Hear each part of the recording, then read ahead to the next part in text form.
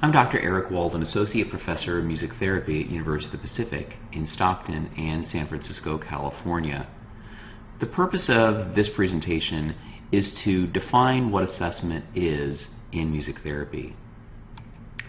Learning objectives involve defining the term assessment, looking at the different purposes of assessment and defining those purposes, and then going over some other assessment-related terms. Let's start with defining what assessment is. Many people are under the impression that assessment is something that only happens at the beginning of a treatment process. But instead, let's think about assessment in a broader sense, as a process of collecting and analyzing information, the goal of which is to build a body of information about a client or perhaps a group. The purpose is all about understanding the client, their situation, their strengths, and their needs, so we can make better clinical decisions. And assessment is a broad term, can take place at various times in the treatment process, but also for different purposes. Number one, assessment may be conducted for the purposes of conferring a diagnosis. Assessment can also be used in planning treatment for a client or a group of clients. We can also use assessment, again, this information collection and analyzing process, as a way to monitor progress for our clients or our groups. We can also use assessment as a way of summarizing outcomes, perhaps at the end of a course of treatment. And finally, we may be making a decision or making an evaluative decision as a result of assessment. So let's look a little further into those purposes of assessment, and we'll start with diagnostic assessment. It's very important to point out that music therapists are not in the business of conferring a diagnosis.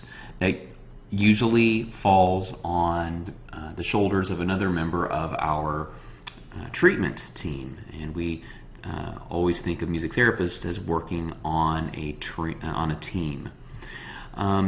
However, the assessment data that a music therapist may collect can be used by that treatment team for the purposes of making a diagnosis. So a music therapist may not be doing the diagnosing, but the data that they generate through assessment may be used by others or other members of the treatment team. Now, there are a number of ways we can go about collecting data that may be used for diagnostic purposes. It can be done through interviews or observations, etc. But one particular assessment tool that I'd like to point out is the music therapy assessment tool for disorders of consciousness, the work of Wendy McGee and her colleagues. This particular assessment tool is based on the idea that in diagnosing disorders of consciousness, the auditory pathway is quite sensitive in being able to make some determinations about disorders of consciousness.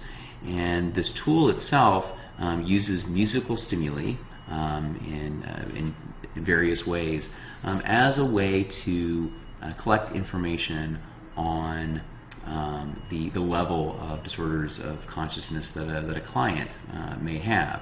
And so this data can be collected by the music therapist using this very specified tool. It has excellent psychometrics. It's continually being researched, which is what we want in a good assessment tool. And this data can then be used by the treatment team in conferring a diagnosis, which also leads into treatment planning. So that first purpose of assessment is diagnostic purpose. The next is prescriptive. Prescriptive means obtaining information that can be used for the purposes of planning treatment. So Assessment of this type may involve looking at the particular needs of a client, perhaps what some of their strengths are. What are their preferences? And music therapists are often concerned about the types of musical tastes, the preferences, the familiarity with different types of music, but also their abilities, and it could be musical abilities. But if we're going to engage them in certain types of music-based interventions, perhaps we are going to have them engage in some clinical improvisation as an intervention to meet some clinical need. It would be important to know what their musical abilities are, but also what some of their motor abilities are, and whether or not we need to use maybe some adaptive instruments. So, assessing their physical abilities, their motor abilities, their cognitive abilities, to make sure that the type of treatment that we're planning does fit with their abilities. And then we're also looking at their past music-related experiences. So how can we go about doing that? Well, we can do that through an intake assessment.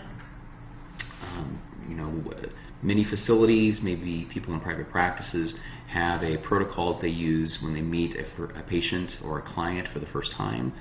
That may involve filling out a questionnaire. It may involve a systematic observation. It could be an interview schedule that is done.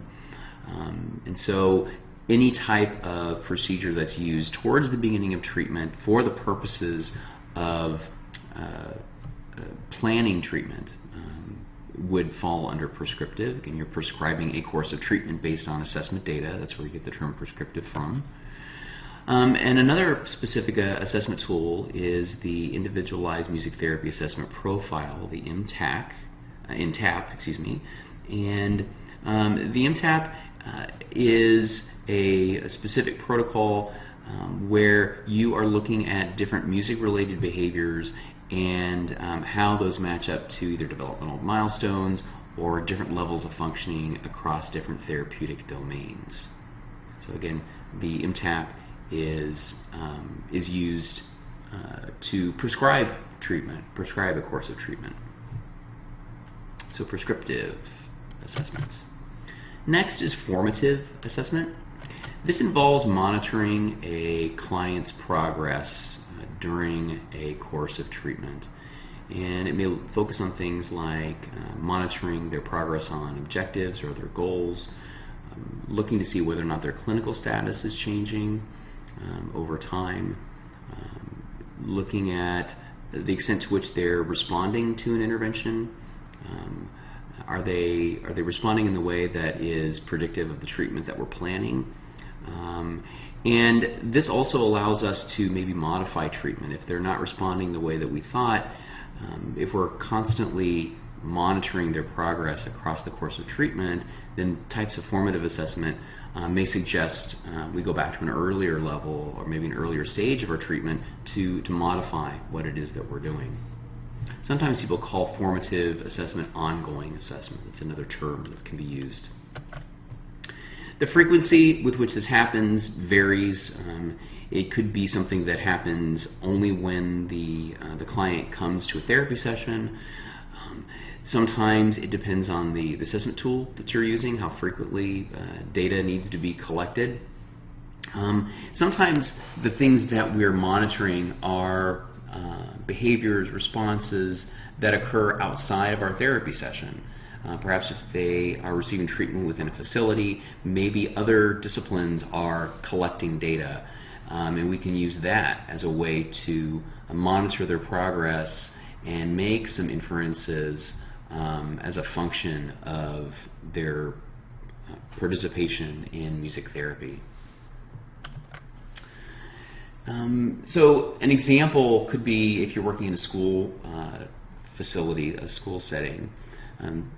Curriculum-based measures are those measures which are in place and they're based around the instruction that's taking place in the classroom. If you are a music therapist and perhaps you're working on literacy or numeracy, so working on reading and writing language and math skills, one thing that you could do is you could use those measures that are already being taken in the school environment use those as a way to determine whether or not they're making progress within the curriculum itself. So that could be very helpful. And I often will call these ecologically valid measures, meaning things that are already kind of fitting in the environment. So those are formative assessment. Summative happens towards the end of treatment, and perhaps what you're doing is you're summarizing the client's progress or the extent to which they've met any programmatic goals at the end of a course of a treatment. So perhaps one of the objectives for someone participating in music therapy is they need to be discharged or they need to be independent, and you can summarize someone's progress in that particular area based on their progress, of course, over the course of treatment. So summative assessment. And then evaluative assessment. Evaluations always involve some sort of decision, and decisions that could be made are based on maybe the placement, the appropriateness of music therapy as an intervention. Sometimes we use evaluative assessments to evaluate a program and to see whether or not there are improvements that can be made in a program. So one of the examples is music therapists who are that are conducting assessment for the purposes of determining eligibility or appropriateness to music therapy for a referred client. You're making a decision based on the assessment data. So that's evaluative assessment. A few other relevant assessment terms. An assessment tool that is any mechanism or apparatus. It could be a test, it could be an intake form that is used to collect assessment data. Usually they're named. And an example here is the musical assessment of gerontologic needs and treatment. That's the Magnet Survey by Roberta Adler.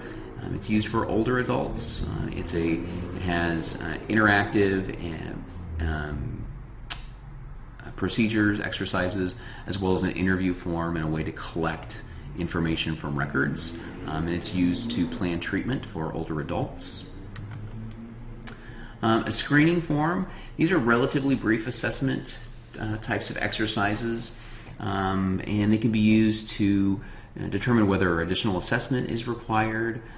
Perhaps we're going to use the information to designing interventions, or maybe we're also making some placement decisions based on the data that we collect for screening. I think it's important is that it's a brief exercise, and it's usually only a preliminary part of an assessment process. Well, one tool is the music attentiveness screening assessment, something that I've been involved in along with David Wolf and some others. This is a tool that is used in a pediatric setting to determine the types of interventions that may be effective for children that are undergoing painful medical procedures. And we're really looking at whether or not music is an appropriate or an ideal way to divert attention away from an aversive stimulus. And then outcome measures. So an outcome measure, it's kind of a generic term. Usually it's from some sort of a test, so it obtains some sort of a score. But what it does, it provides some measure of responsiveness to an intervention or a course of treatment. And so really any result on a measure, whether it's a music therapy based measure or even a physiologic measure, those could all be considered outcome measures.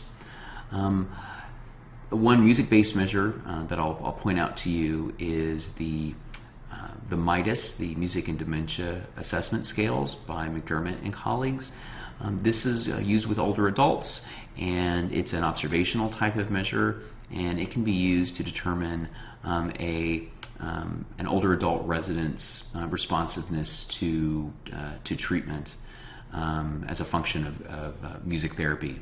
And there are staff are making an observational report, the therapist is making an observational report, but again they're making some determinations about the responsiveness during music therapy.